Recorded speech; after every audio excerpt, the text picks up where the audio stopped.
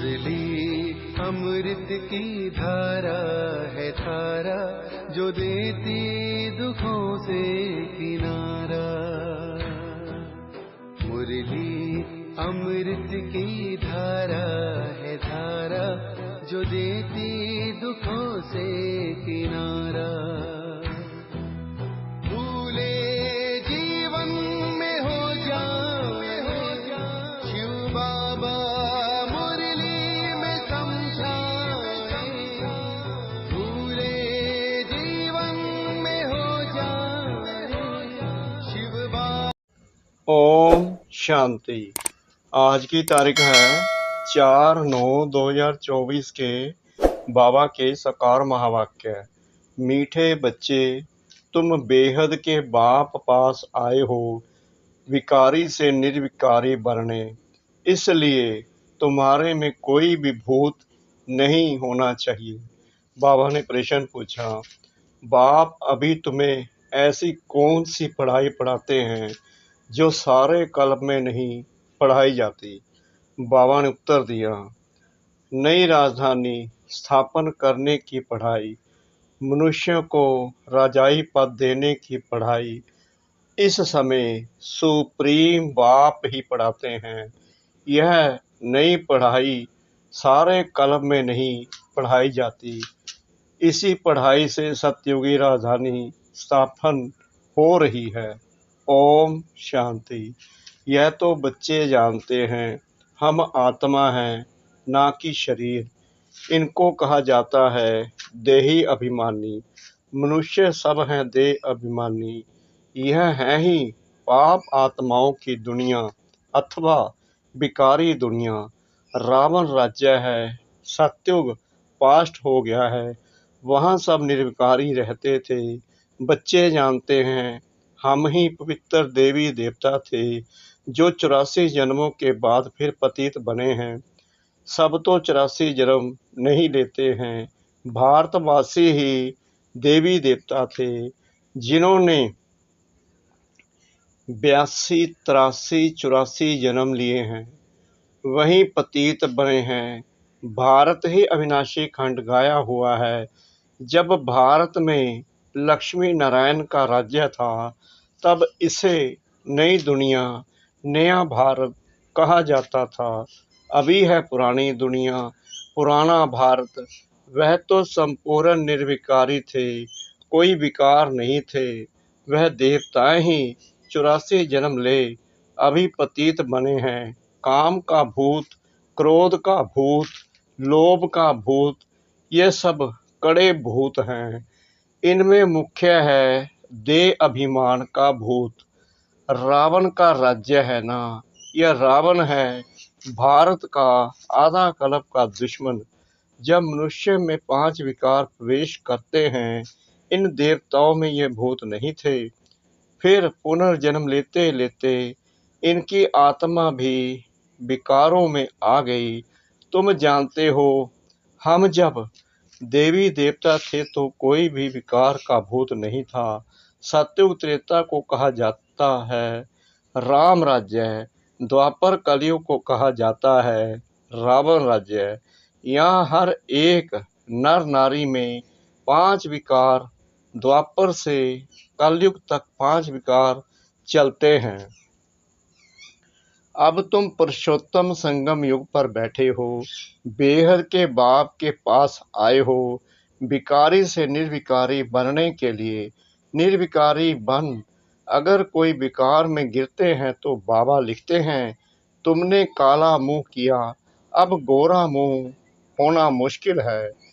5 मंजिल से गिरने जैसा है, हड्डियां टूट जाती हैं। गीता में भी है भगवानुवाच, काम मां शत्रु है। भारत का वास्तविक धर्म शास्त्र है ही गीता। हर एक धर्म का एक ही शास्त्र है। भारतवासियों के तो ढेर शास्त्र हैं। उसको कहा जाता है भक्ति। नई दुनिया सतो प्रधान गोल्डन एज है, वहाँ कोई लड़ाई झगड़ा नहीं था। अभी आयु थी, एवर हेल्दी वेल्दी थे। तुमको स्मृति आई, हम देवताएं बहुत सुखी थे। वहाँ काले मृत्यु होती नहीं, काल का डर रहता नहीं। वहाँ हेल्थ वेल्थ हैप्पीनेस सब रहती है। कहाँ रहती है? सतयुग में। नरक में हैप्पीनेस होती नहीं, कुछ न कुछ शरीर का रोग लगा रहता है। यह है अपार दुखों की दुनिया, वह है अपार सुखों की दुनिया। बेहद का बाप दुखों की दुनिया थोड़ी रचेंगी, बाप ने तो सुख की दुनिया रची। फिर रावण राज्य आया तो उनसे दुख अशांति मिली। सतयुग है सुखधाम, कलयुग है दुखधाम। विकार में जाना गोया, एक दो पर काम कटारी चलाना। मनुष्य कहते हैं यह तो भगवान की रचना है ना, परंतु नहीं, भगवान की रचना नहीं, यह रावण की रचना है। भगवान ने तो स्वर्ग रचा, वहाँ काम कटारी होती नहीं। ऐसे नहीं, दुख सुख भगवान देता है। अरे भगवान बेहद का बाप बच्चों को दुख कैसे देगा?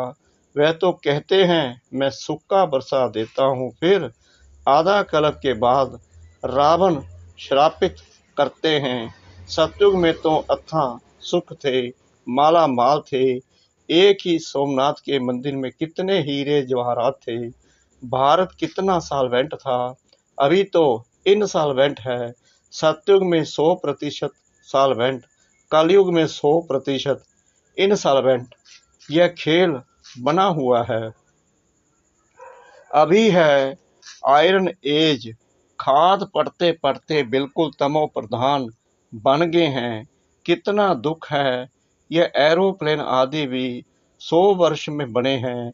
इनको कहा जाता है माया का पंप। तो मनुष्य समझते साइंस ने तो स्वर्ग बना दिया है, परंतु यह है रावण का स्वर्ग। कलयुग में माया का पंप देख तुम्हारे पास मुश्किल आते हैं। समझते हैं हमारे पास तो महल मोटरें आदि हैं। बाप कहते हैं स्वर्ग तो सतयुग को कहा जाता है, जब इन लक्ष्मी नारायण का राज्य था। अब इन लक्ष्मी नारायण का राज्य थोड़ी है। अब कलयुग के बाद फिर इनका राज्य आएगा। पहले भारत बहुत छोटा था, नई दुनिया में होते ही हैं 9 लाख देवताएं। बस पीछे वृद्धि को पाते रहते हैं। सारी सृष्टि वृद्धि को पाती है ना। पहले पहले सिर्फ देवी देवता थे, तो बेहद का बाप वर्ल्ड की हिस्ट्री ज्योग्राफी बैठ समझाते हैं। बाप बिगर और कोई बतला ना सके। उनको कहा जाता है नॉलेजफुल गॉड फादर, सब आत्माओं का फादर। आत्माएं सब भाई भाई हैं, फिर भाई और बहन बनती हैं। तुम सब हो एक प्रजापिता ब्रह्मा के एडॉप्टेड चिल्ड्रन। सभी आत्माएं उनकी संतान तो हैं ही। उनको कहा जाता है परम पिता, उनका नाम है शिव। बस बाप समझाते हैं मेरा नाम एक ही शिव है। फिर भक्ति मार्ग में मनुष्यों ने बहुत मंदिर बनाए तो बहुत नाम रख दिए। भक्ति की सामग्री कितनी ढेर है, उसको पढ़ाई नहीं कहेंगे। उसमें एम ऑब्जेक्ट कुछ भी नहीं है ही नीचे उतरने की। नीचे उतरते उतरते तमो प्रधान बन जाते हैं। फिर सतो प्रधान बनना है सबको। तुम सतो प्रधान बनकर स्वर्ग में आएंगे, बाकी सब सतो प्रधान बन शांति धाम में रहेंगे। यह अच्छी रीति याद करो। बाबा कहते हैं तुमने हमको बुलाया है बाबा, हम पतितों को आकर पावन बनाओ। तो अब मैं सारी दुनिया को पावन बनाने आया हूँ। मनुष्य समझते हैं गंगा स्नान करने से पावन बन जाएंगे। गंगा को पतित पावनी समझते हैं।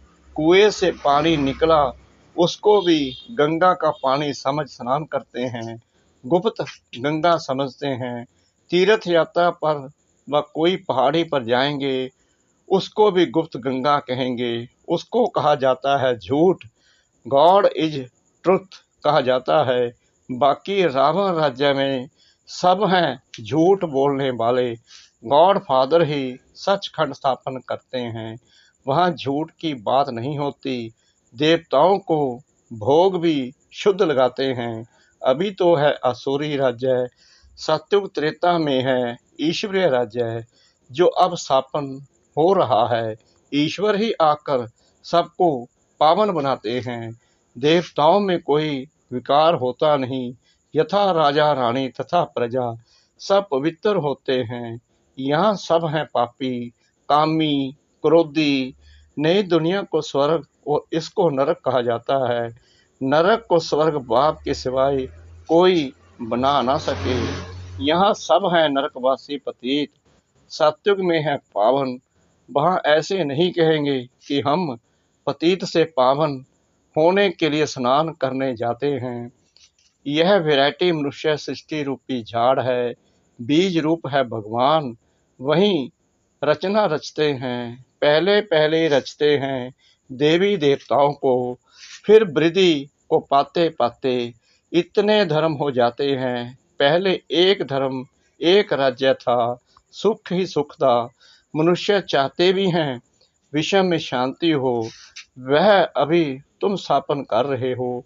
बाकी सब खत्म हो जाएंगे, बाकी थोड़े रहेंगे। ये चक्कर फिरता रहता है। अभी है कलयुग अंत और सतयुग आदि का पुरुषोत्तम संगम युग। इसको कहा जाता है कल्याणकारी पुरुषोत्तम संगम युग। कलयुग के बाद सतयुग स्थापन हो रहा है। तुम संगम पर पढ़ते हो, इसका फल सतयुग में मिलेगा। यहाँ जितना पवित्र बनेंगे और पढ़ेंगे उतना ऊंच पद पाएंगे। ऐसी पढ़ाई कहाँ होती नहीं। तुमको इस पढ़ाई का सुख नई दुनिया में मिलेगा। अगर कोई भी भूत होगा तो एक तो सजा खानी पड़ेगी, दूसरा फिर वहाँ कम पद पाएंगे। जो संपूर्ण बन औरों को भी पढ़ाएंगे तो ऊंच पद भी पाएंगे। कितने सेंटर्स हैं, लाखों सेंटर्स हो जाएंगे। सारे विश्व में सेंटर्स खुल जाएंगे। पाप आत्मा से पुण्य आत्मा बनना ही है तुम्हारी एम ऑब्जेक्ट भी है। पढ़ाने वाला एक शिव बाबा है, वह है ज्ञान का सागर, सुख का सागर। बाप ही आकर पढ़ाते हैं, यह नहीं पढ़ाते, इनके द्वारा वह पढ़ाते हैं। इनको गाया जाता है भगवान का रथ, यानी कि ब्रह्मा बाबा को।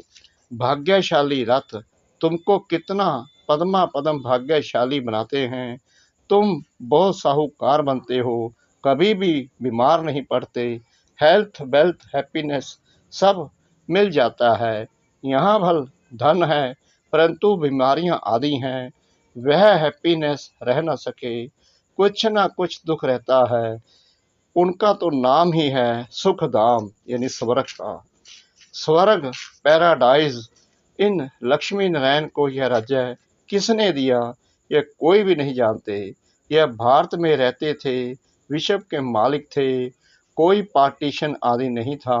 अभी तो कितने पार्टीशन हैं, रावण राज्य है, कितने टुकड़े टुकड़े हो गए हैं, लड़ते रहते हैं। वहाँ तो सारे भारत में इन देवी देवताओं का राज्य था।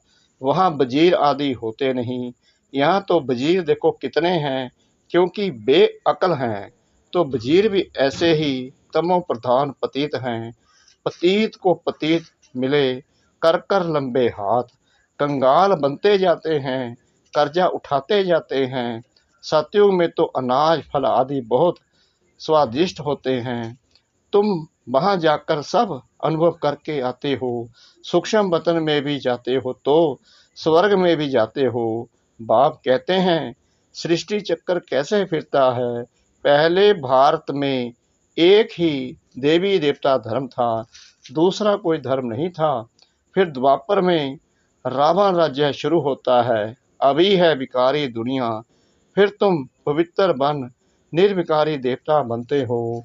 यह स्कूल है भगवानुवाच, मैं तुम बच्चों को राजयोग सिखलाता हूँ। तुम भविष्य में यह बनेंगे। राजाई की पढ़ाई और कहीं नहीं मिलती। बाप ही आकर पढ़ाकर नई दुनिया की राजधानी देते हैं। सुप्रीम फादर टीचर सतगुरु एक ही शिव बाबा है। बाबा माना जरूर वर्षा मिलना चाहिए। भगवान जरूर स्वर्ग का वर्षा ही देंगे।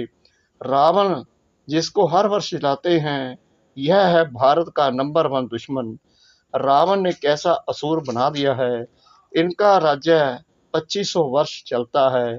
तुमको बाप कहते हैं, मैं तुमको सुख धाम का मालिक बनाता हूँ। रावण तुमको दुख धाम में ले जाते हैं। तुम्हारी आयु भी कम हो जाती है। अचानक अकाले मृत्यु हो जाती है। अनेक बीमारियां होती रहती हैं। वहां ऐसी कोई बात नहीं होती। नाम ही है स्वर्ग। अभी अपने को हिंदू कहलाते हैं, क्योंकि पतित हैं तो देवता कहलाने लायक नहीं हैं। बाप इस रथ द्वारा बैठ समझाते हैं। इनके बाजू में आकर बैठते हैं तुमको पढ़ाने, तो यह भी पढ़ते हैं। यह सब स्टूडेंट हैं। एक बाप ही टीचर है। अभी बाप पढ़ाते हैं, फिर आकर 5-6 वर्ष के बाद पढ़ाएंगे। यह ज्ञान, यह पढ़ाई फिर गुम हो जाएगी। पढ़कर तुम देवता बने, 2500 वर्ष सुख का बरसा लिया, फिर है दुख, रावण का श्राप। अभी भारत बहुत दुखी है। यह है दुख धाम। पुकारते भी है ना, पतित पावन आओ, आकर पावन बनाओ। अभी तुम्हारे में कोई भी विकार नहीं होना चाहिए, परंतु आधा कल्प की बीमारी कोई जल्दी थोड़ी निकलती है। उस पढ़ाई में भी जो अच्छी रीति नहीं पढ़ते वह फेल होते हैं। जो पास विद ऑनर होते हैं वह तो स्कॉलरशिप लेते हैं। तुम्हारे में भी जो अच्छी रीति पवित्र बन और फिर दूसरों को बनाते हैं तो यह प्राइज लेते हैं। माला होती है 8 की, वह है पास विद ऑनर। फिर 108 की माला भी होती है, वह माला भी सिमरी जाती है। मनुष्य इसका रहस्य थोड़ी समझते हैं। माला में ऊपर है फूल, फिर होता है डबल दाना मेरू। स्त्री और पुरुष दोनों पवित्र बनते हैं। यह पवित्र थे ना, स्वर्गवासी कहलाते थे। यही आत्मा फिर पुनर्जन्म लेते लेते अब पतित बन गई है। फिर यहाँ से पवित्र बन पावन दुनिया में जाएंगे। वर्ल्ड की हिस्ट्री ज्योग्राफी रिपीट होती है ना। भिकारी राजाएं निर्विकारी राजाओं के मंदिर आदि बनाकर उन्हों को पूजते हैं। वहीं फिर पूज्य से पुजारी बन जाते हैं। भिकारी बनने से फिर वह लाइट का ताज भी नहीं रहता है। यह खेल बना हुआ है। यह है बेहद का वंडरफुल ड्रामा। पहले एक ही धर्म होता है जिसको राम राज्य कहा जाता है, फिर और धर्म वाले आते हैं। यह सृष्टि का चक्कर कैसे फिरता रहता है, सो एक बाप ही समझा सकते हैं। भगवान तो एक ही है। अच्छा, मीठे मीठे सिकरा दे बच्चों प्रति माता पिता बाप दादा का याद प्यार और गुड मॉर्निंग। रूहानी बाप की रूहानी बच्चों को नमस्ते। हम रूहानी बच्चों की रूहानी बाप दादा को श्रद्धा भरी प्रेम भरी नमस्ते। शुक्रिया बाबा, शुक्रिया बाबा, शुक्रिया बाबा, इस मीठी मीठी मीठी मुरली के लिए। धारणा के लिए मुख्य सार। नंबर 1, स्वयं भगवान टीचर बनकर पढ़ाते हैं, इसलिए अच्छी रीति पढ़ना है। स्कॉलरशिप लेने के लिए पवित्र बनकर दूसरों को पवित्र बनाने की सेवा करनी है। नंबर 2, अंदर में काम क्रोध आदि के जो भी भूत प्रवेश हैं उन्हें निकालना है।